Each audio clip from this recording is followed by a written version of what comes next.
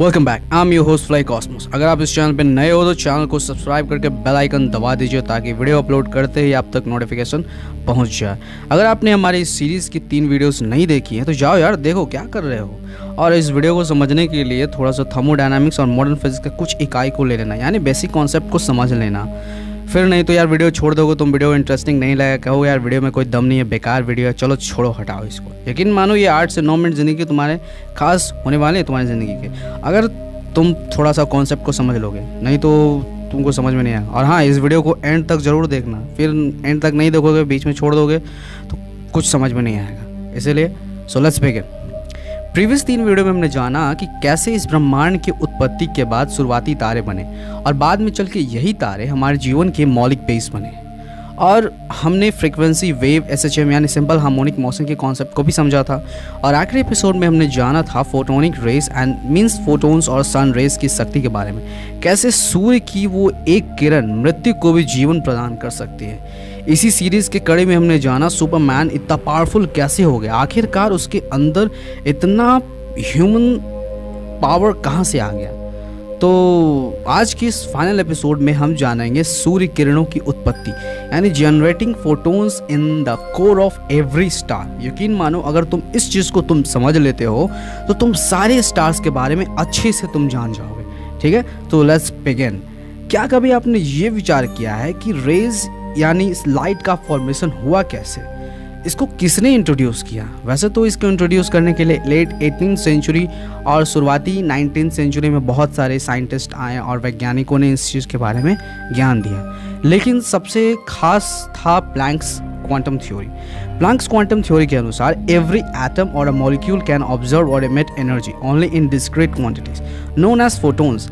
It is the quantum of light. देखो, Planck साहब ने अपने इक्वेशन में कहा था कि each photon is directly proportional to the frequency which is mu which is finally finalised by E is equal to h new.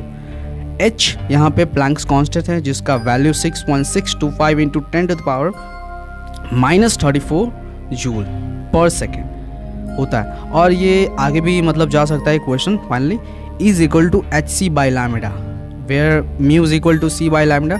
इसके बारे में मैंने प्रीवियस वीडियो में बात की थी। अब समझते हैं बोहर एटॉमिक मॉडल, जो कि प्लैंक्स क्वांटम थ्योरी के बेस्ड पे था। और हाँ, ये सारे के सारे सिंगल इलेक्ट्रॉन स्पीसीज के लिए ही थे, जैसे lithium 2+, helium plus, hydrogen etcetera.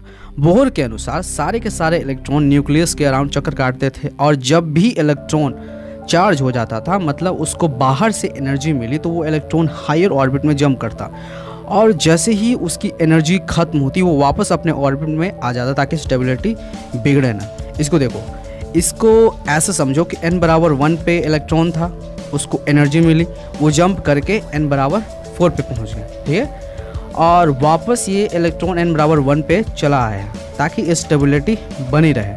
अब समझो energy is released in the form of light. तुम समझ गए ना क्या है इसका कंप्लीट फॉर्मेशन? मॉडर्न फिजिक्स में तुमको अच्छे से इस चीज़ के बारे में समझ जाओगे। Where its equation is hc by lambda is equal to En4 minus En1।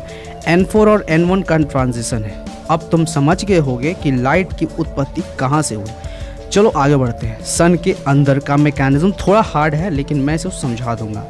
इसे समझाने के लिए तुमको चलना पड़ेगा सन के कोर में। ठीक है, तो हाइड्रोजन फ्यूज़ करके हीलियम बनाता है, ठीक, और वो न्यूक्लियर फ्यूज़न का प्रोसेस होता है। ये तो तुमको पता ही होगा, 8, 9, 10 से तुम जान ही रहे होगे।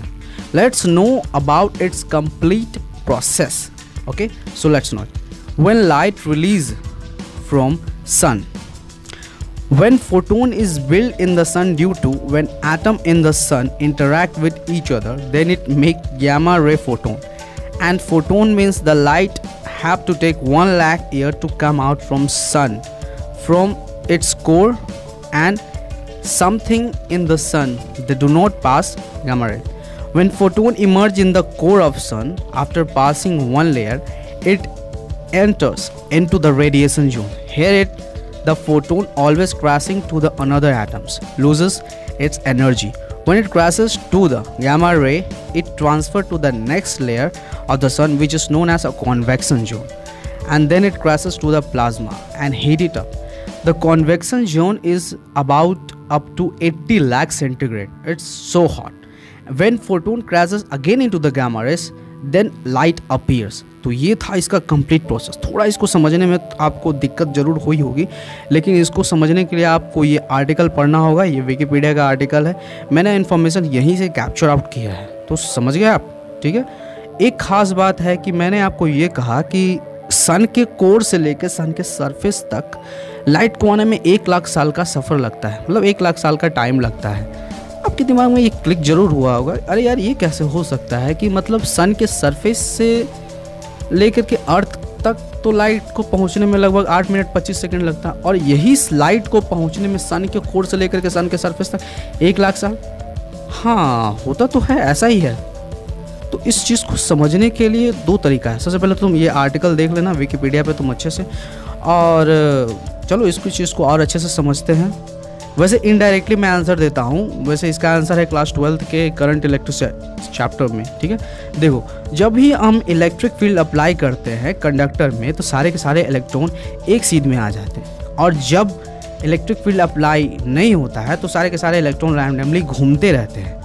आपने कंडक्टर के बारे में तो ज़रूर पढ़ा ही होगा, है कि नहीं। चलो फिर भी मैं उस चीज़ के बारे में समझाता हूँ। Due to external electric field E net inside the conductor is 0. Now charge will induced.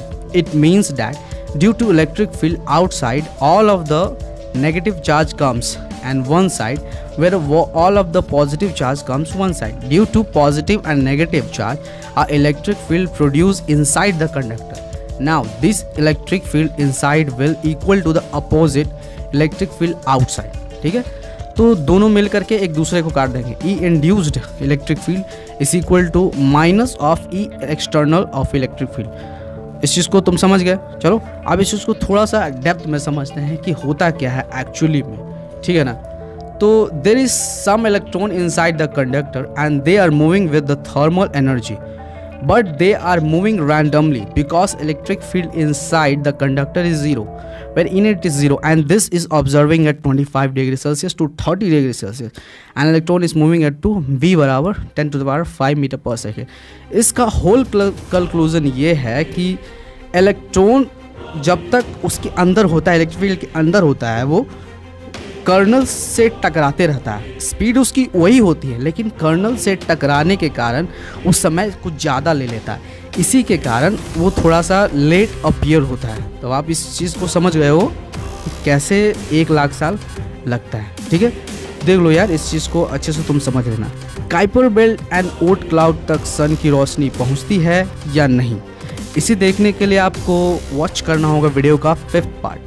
तब तक के लिए वीडियो को लाइक करो, शेयर करो, सब्सक्राइब करो चैनल को, और शेयर भी करो। वीडियो को बनाने में बहुत ज़्यादा मेहनत लगती है। तब तक के लिए जय श्री राम।